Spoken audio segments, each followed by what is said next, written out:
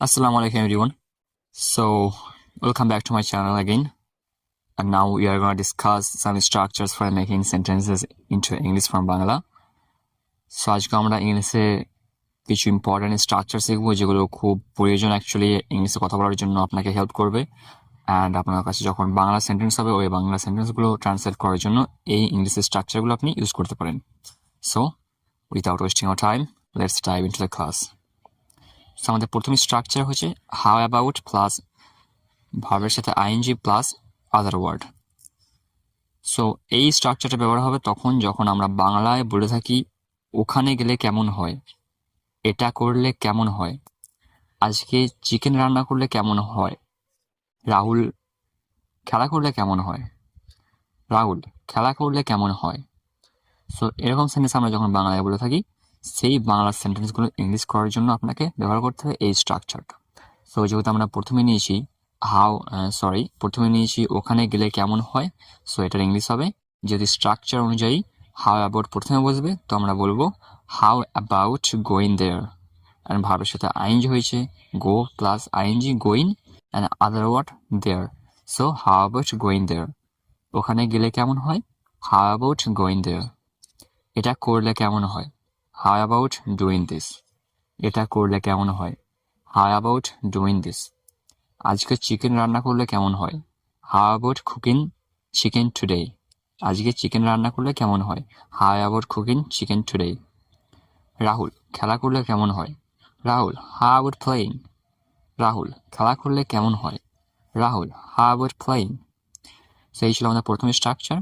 And আমাদের next structure is subject plus am is are plus yet to plus ভার্বের first form plus other word. So আমরা যখন বাংলায় বলে থাকি আমার যেতে দেরি আছে, তাদের কাজটা সম্পন্ন করতে দেরি আছে, আমাদের স্কুল যেতে দেরি আছে, তারা লিখতে দেরি আছে। সো এইরকম সেন্টেন্স আমরা যখন বাংলায় বলে থাকি এই সেন্টেন্সগুলো ইংলিশ করার সময় এই স্ট্রাকচারটা ফলো করতে হবে আপনাদেরকে। সো লাইক আমরা বলেছি আমার যেতে দেরি আছে, তো এখানে হবে I am yet to go, আমার যেতে দেরি আছে I am yet to go. তাদের কাজটা সম্পন্ন করতে দেরি আছে they are yet to complete the work, they are yet to complete the work. আমাদের স্কুল যেতে দেরি আছে we are yet to go to school, আমাদের স্কুল যেতে দেরি আছে we are yet to go to school. তার লিখতে দেরি আছে she is yet to write, তার লিখতে দেরি আছে she is yet to write. she ফিমেলের জন্য and he মেলের জন্য, so he is yet to write অর্থাৎ তার লিখতে দেরি আছে, এটা এখানে তার অর্থ মেল। অবশ্যই আয়ের সঙ্গে অ্যাম হবে, হি সি রাহুলের সঙ্গে ইজ হবে, and they you and we এদের সঙ্গে আর হবে। সো আমাদের next structure is can I or may I plus have plus other word. So আমরা যখন বাংলায় বলে থাকি আমি কি তোমার নাম জানতে পারি, আমি কি তোমার নাম্বার পেতে পারি, আমি কি মোবাইলটা পেতে পারি, আমি কি আপনার সাহায্য পেতে পারি। সো এরকম সেন্টেন্স আমরা যখন বলবো তখন এই স্ট্রাকচারটা ব্যবহার করতে হবে। লাইক আমরা প্রথমে বলেছি আমি কি তোমার নাম জানতে পারি, so can I have your name, অথবা আপনি বলতে পারেন may I have your name, may I have your name. এটা অ্যাকচুয়ালি ফর্মাল, সো এটা আপনি টিচারের ক্ষেত্রে অথবা কোনো বিজনেস রিলেটেড ইস্যুর ক্ষেত্রে আপনি যেটা বলতে পারেন may I have your name, and can I have your name এটা ইনফর্মাল অ্যাকচুয়ালি। আমি কি তোমার নাম্বার পেতে পারি, can I have your number, আমি কি তোমার নাম্বার পেতে পারি, can I have your number. আমি কি মোবাইলটা পেতে পারি, can I have the mobile, আমি কি মোবাইলটা পেতে পারি, can I have the mobile.